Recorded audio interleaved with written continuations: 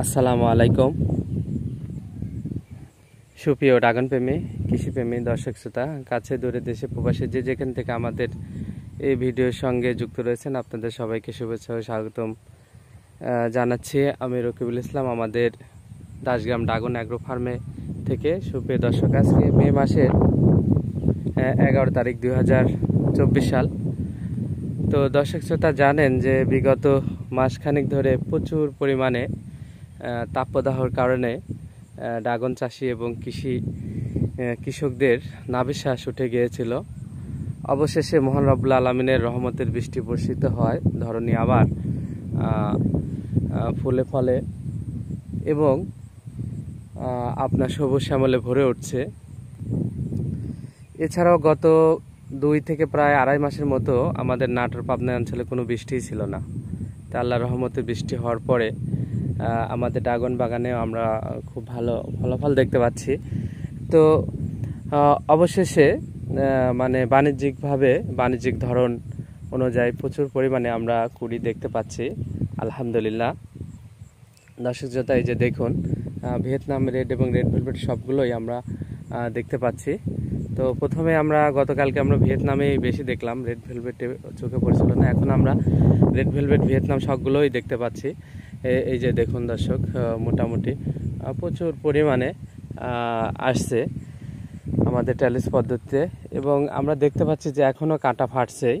এই যে দেখুন দর্শক, এগুলো কিন্তু এখনও কাঁটা ফাটছেই। তো আরও বের হবে, যেমন কাঁটা ফাটা দেখা যাচ্ছে সেই অনুযায়ী। তো তাতে আমরা মোটামুটি অনুমান করতে পারতেছি যে আল্লাহ রাব্বুল আলামিনের রহমতে খুব বড় একটি ধরন আমাদের সামনে চলে আসছে। যে দেখুন, একদম কাটা ফেটে কিন্তু বের হচ্ছে। তো এইভাবে নিচে উপরে মিলে কিন্তু মোটামুটি আমরা ভালো একটি ধরন আমরা পেতে যাচ্ছি ইনশাল্লাহ, যদি রব্বুল আলামিন আমাদের প্রতি রহম হন এবং আমাদের ফাইনালি এটা আমাদের রিজিকে থাকে। তো দর্শক, বাগান মাশাআল্লাহ ভালো আছে। আসলে আমরা যদি উপর থেকে একটু দেখানোর চেষ্টা করি, দেখুন যে আসলে আমাদের বাগানে কিন্তু সানবান আসলে পাওয়া যাবে না। তো আমাদের পুরাতন বাগানটা ডিম ড্রাগন অ্যাগ্রো ফার্মে কিছুটা সানবান লেগেছে এবং কিছু ডগা হালকা একটু পছন্দ হয়েছে, ওটা ট্রিটমেন্ট আমাদের চলছে। তো এখানে কিন্তু সেই সম্ভাবনা নাই। তো দর্শক, আমরা কিন্তু মোটামুটি খুব ভালো পরিমাণে আমরা ফুলের কুড়ির আগমন দেখতে পাচ্ছি। তো এই জন্য মহান রব্বুল আলামিনের শুকরিয়া আদায় করছি বারবার, আলহামদুলিল্লাহ।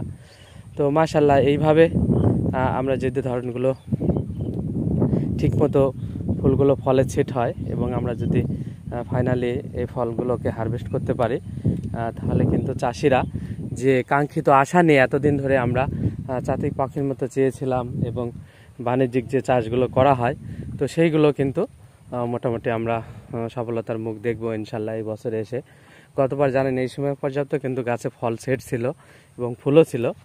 তো সেই তুলনায় জানেন যে পুকুর খরার কারণে, তাপমাত্রার কারণে এবার ফল লেটে আসছে এবং যা কিছু আসছিল সেটা ফল সেট হওয়ার পরে ঝরে গেছে, ফুল ঝরে গেছে। তো দর্শক, এই তো বাগানের মানে সার্বিক অবস্থা, সর্বশেষ অবস্থা। তো আপনাদের সবার কাছে দোয়া চাই বাগানের জন্য। তবে আমরা আপনাদের অন্য সাইডে একটু দেখাবো ইনশাল্লাহ, আমাদের সঙ্গে থাকবেন। আমরা যে জায়গাগুলোতে ডগা একটু পাতলা, সেই জায়গাগুলোতে মোটামুটি পর্যাপ্ত দেখতে পাচ্ছি এবং ম্যাচুরেট ডগাগুলোতে প্রায় সবগুলোতেই আমরা দেখতে পাচ্ছি যে নতুন কুড়িতে মানে ভরপুর একটি অবস্থা। আর নতুন ডগাগুলোতে এখনও যেহেতু ম্যাচুরেট হয়নি, তো ম্যাচুরেট হলে ইনশাল্লাহ সামনে আর 1-2টি ধরন পরেও সেগুলোতে চলে আসবে আমরা আশা করতেছি। তো প্রিয় দর্শক,